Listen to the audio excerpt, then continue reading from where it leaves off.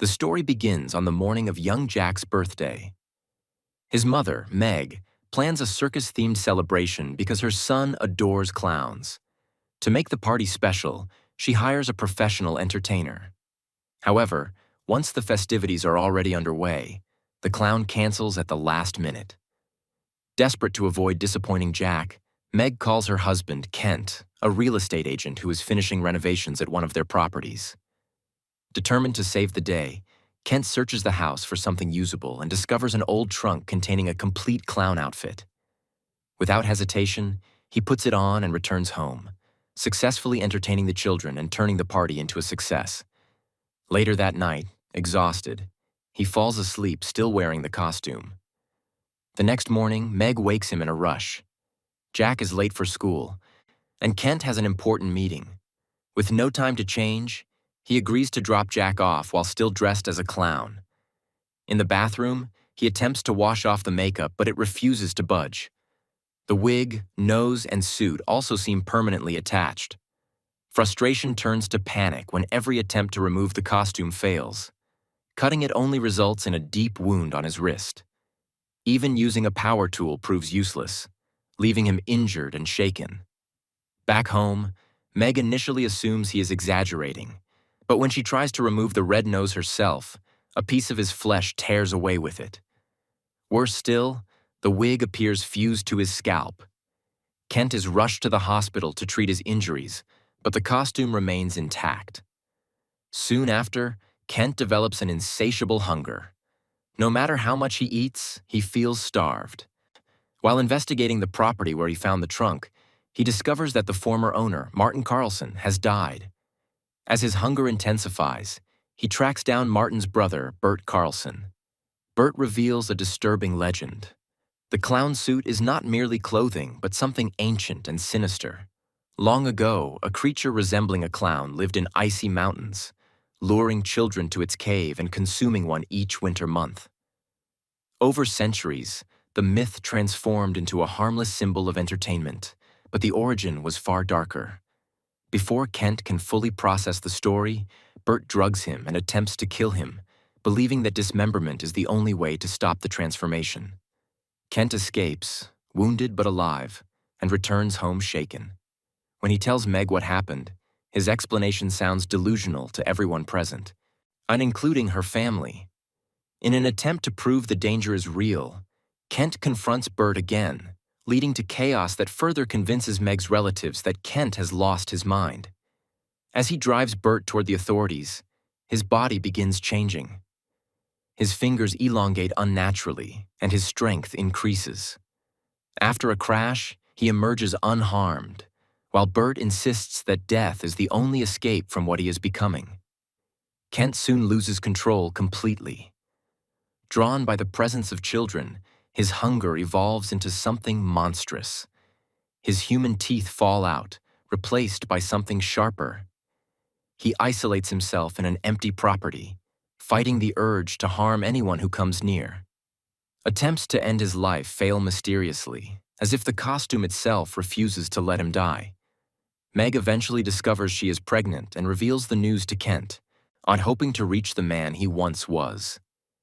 Overcome with despair and fear of what he might become, Kent asks her to chain him in the basement, insisting she must never release him.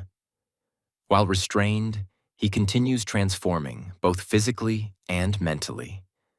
Meg searches for answers, uncovering old recordings and documents connected to the Carlson brothers. Meanwhile, Jack becomes a target at school due to rumors about his father. After a confrontation with a bully, Jack returns home early and unknowingly approaches the chained figure in the basement, who is no longer entirely his father. Elsewhere, the boy who tormented Jack encounters the fully transformed clown. What follows confirms that the ancient legend was never truly a myth. The creature's appetite has awakened completely. As Meg prepares to flee with her son, even their dog begins behaving violently after having consumed part of the cursed costume earlier. Bert suddenly appears and kills the dog before it can attack Meg. Watching her pet die pushes her into shock, and Bert is forced to calm her down so he can find out where Kent has gone. Once she regains composure, Bert begins pulling out his own teeth as he finally reveals the full truth about the clown suit. Years earlier, he had discovered the costume inside a shipment from Iceland delivered to his costume shop. The outfit was in flawless condition, far superior to anything he had ever stocked. Before selling it to a circus, he decided to wear it himself to entertain sick children at the hospital where his brother Martin worked. Not long after, the transformation began. As Bert lost control, Martin promised to find a solution. Bert later blacked out and woke up days afterward, free from the curse and no longer wearing the suit.